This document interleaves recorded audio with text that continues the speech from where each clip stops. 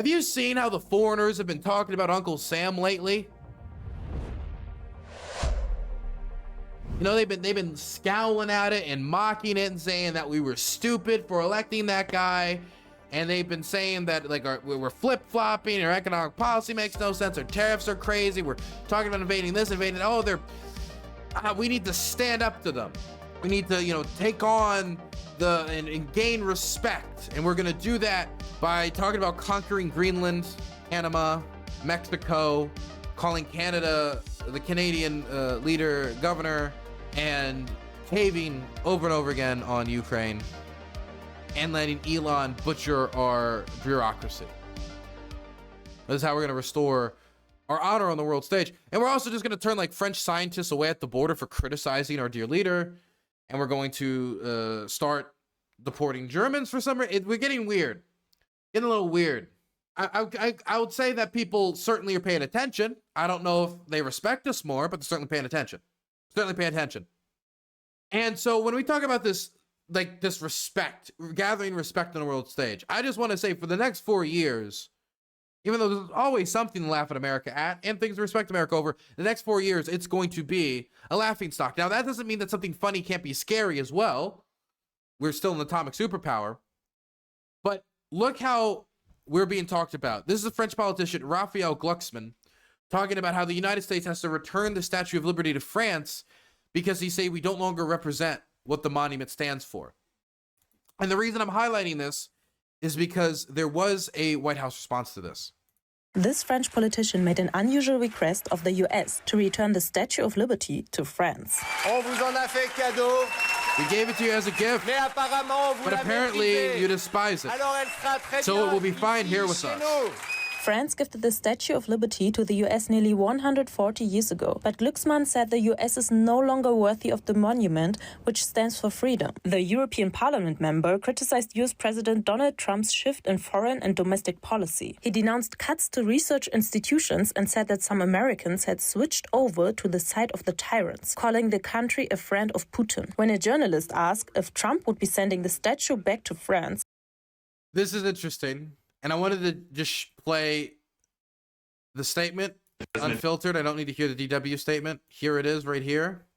President Trump going to send the Statue of Liberty back to France? Absolutely not.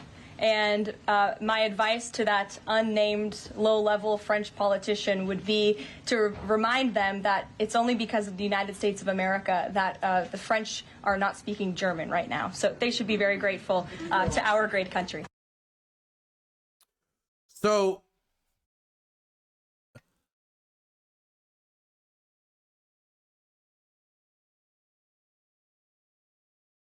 we wouldn't exist. America wouldn't, there's not even like a, would the French speak German? There would be no America if it was not for the French. America would not exist if it wasn't for the petty squabbles of the French and the British. If it wasn't for the seething hatred between the Isle, we would not exist. They wouldn't have backed the rebellion. They wouldn't have sent us any guns. They wouldn't have sent the Navy. They certainly wouldn't have sent the French Navy. They wouldn't have spent all that gold and money on us. Money that indebted the crown. You know, the same crown that no longer existed because of a revolution that took it down. And then the French Revolution, we did not then back up as it fought against all those European powers. Hey, you want to know, again, we talked about this earlier, the Alien Enemies Act that was put in place, 1798, that's being used by the Trump administration to deport Venezuelan political asylum seekers to El Salvador industrial prisons. So when that law was established in order to deport French people, because we were scared that the French could convince us or manipulate America into supporting them in that struggle. And we didn't want any part of it because we were scared of war. So if you look at just Saving Private Ryan, then we can like do this back and forth. But what's being discussed here isn't like, hey, remember when we fought here and we helped this and we helped that? What's being talked about here is values, things that are represented. For example, like the values, there's some values that are attached to the end of World War II, the regimes that were crushed, the regimes that were left behind, and, you know, liberalization, people's civil rights. There's values here that matter.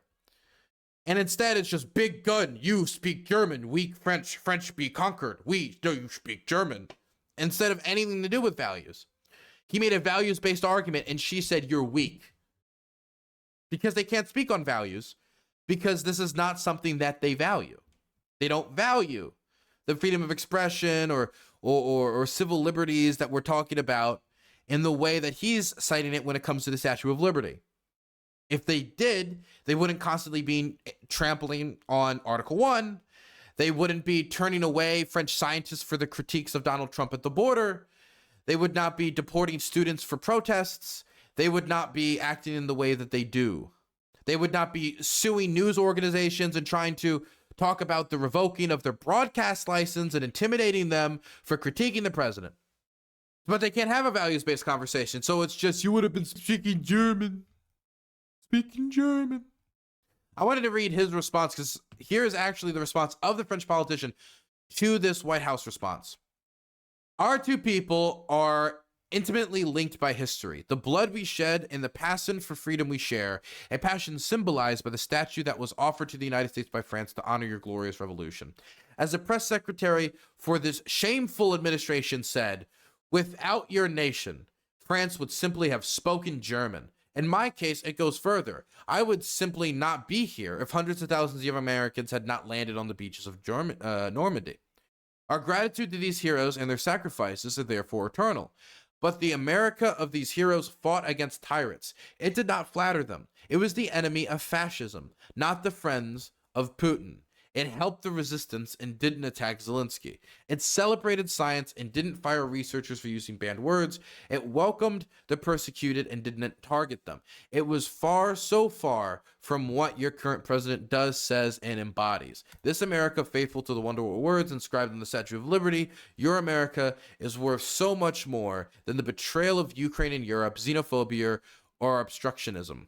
We in Europe love this nation to which we owe so much. It will rise again, you will rise again, and we are counting on you. It is precisely because I am petrified by Trump's betrayal that I said yesterday in a rally that we could symbolically take back the Statue of Liberty if your government despised everything it symbolizes in your eyes, ours, and those of the world.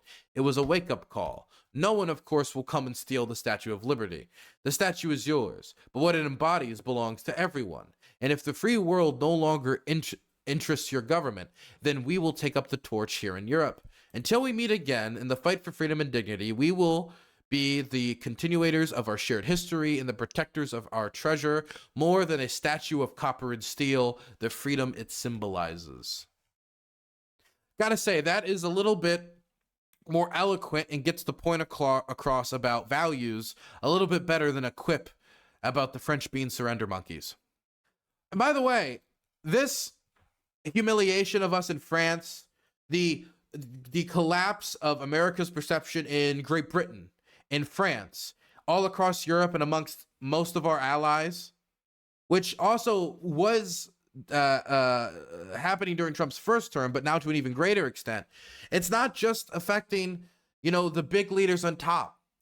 It's not just affecting what the Prime Minister of Canada says, where right now the Liberals have been able to recover their election, where they were down like 39 points from the Conservatives, solely almost, and I'm not saying solely, but in large part through bashing Donald Trump. And now they're expected to win the elections in Canada when the Conservatives almost, it looked like they had a shoe-in because of Justin Trudeau's just terrible of rating. But he drops out. They bash Trump, and Trump creates an environment for the Liberals to recover. Now, maybe, that won't be the result. But my point is that that's a possibility, shows how much the people of the world, the people, the ones that vote, the ones who have a say, how they don't respect the United States. We're not only getting criticized by foreign leaders, we're also getting criticized by their public, and they're rewarding those who take positions that are contrary to our interests. Doug Ford the Premier of Ontario, he went from a 33% approval rating to 53%. To 53% just from bashing Donald Trump and putting tariffs on American goods and pushing American liquor off the store shelves. Is that building respect?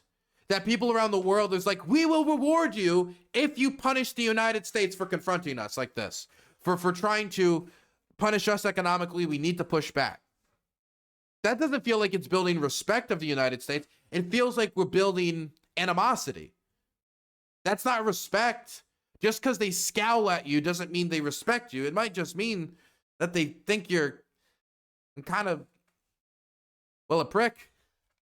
Here's another example of a Canadian MP, the ones who are elected directly by the people to serve in these districts, to serve and represent Canadians.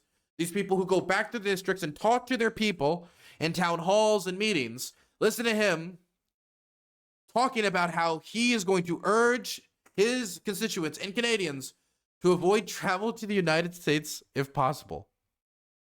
Over the last 3 months, our nation has faced an unprecedented threat from our nearest neighbor, a threat to our borders, a threat to our sovereignty, our threat to our very right to exist as an independent democratic nation. Donald Trump thought we were going to be an easy mark, that we'd be a pushover. Oh, how wrong he was.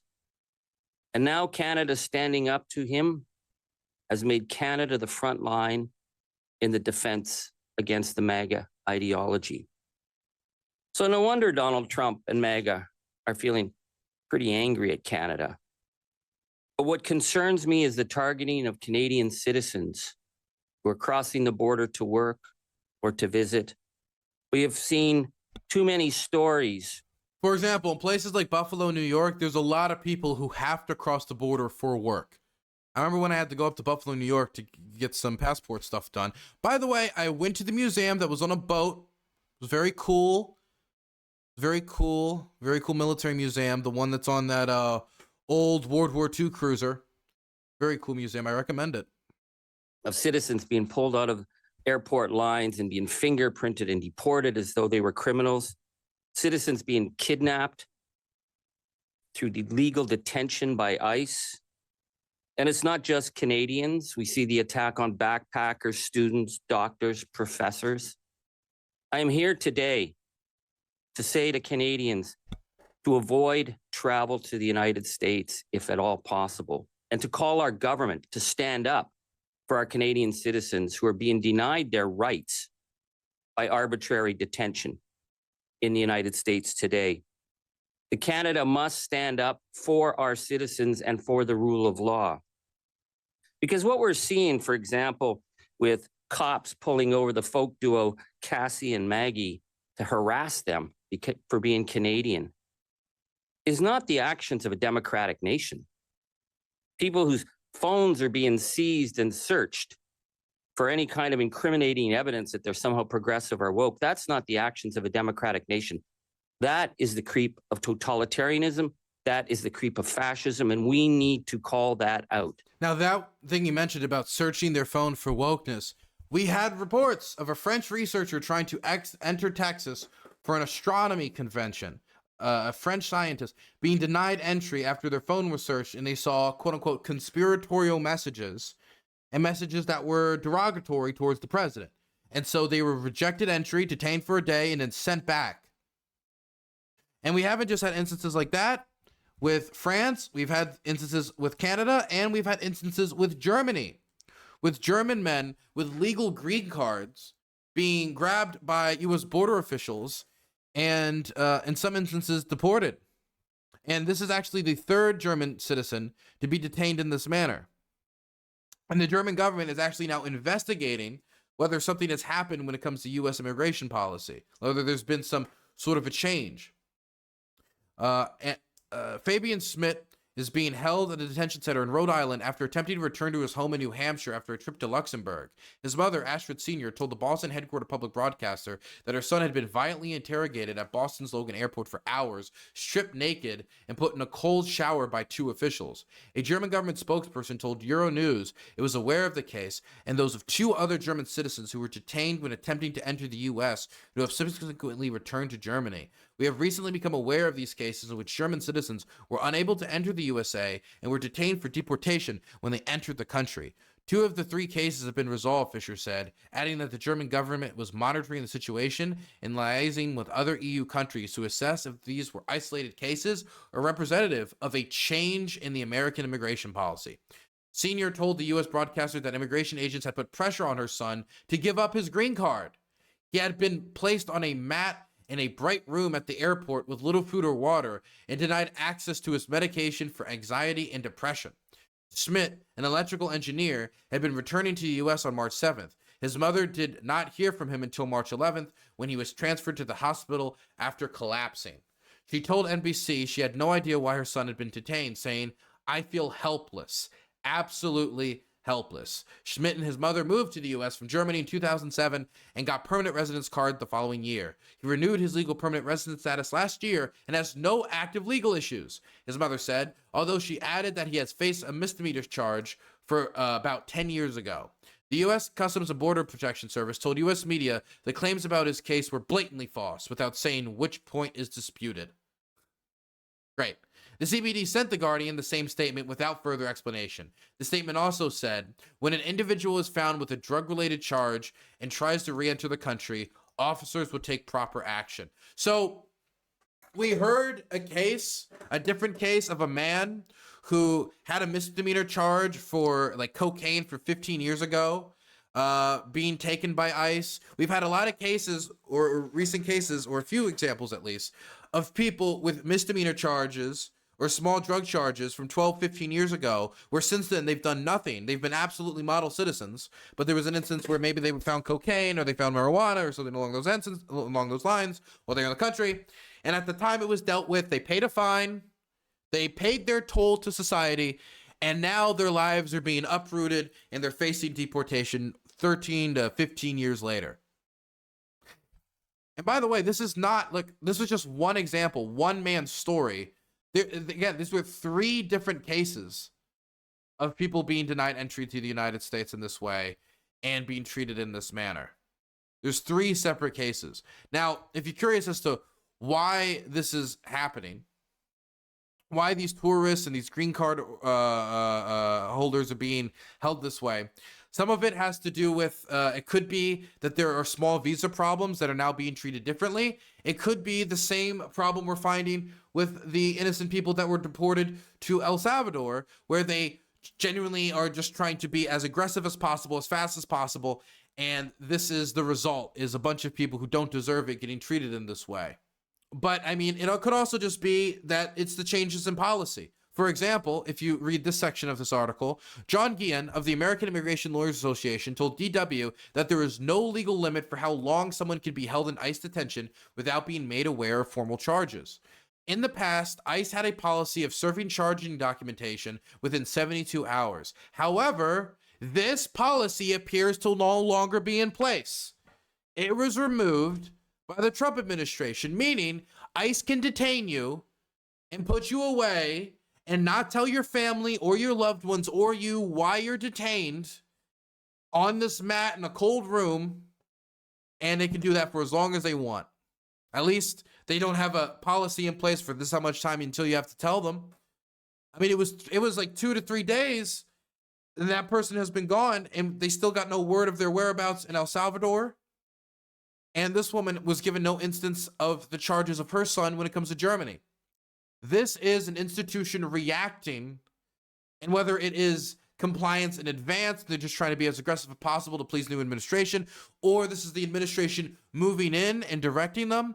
Either way, a bunch of people are getting screwed over for doing either little to nothing at all, i.e. they smoked pot 15 years ago and now they're facing deportation. They have to lay on a cold floor for a toll they already paid, or they didn't do anything at all. And they're just trying to shove it through quickly while no one pays attention. And if some innocent people get hurt, doesn't matter. Due process is for liberals. It's for losers.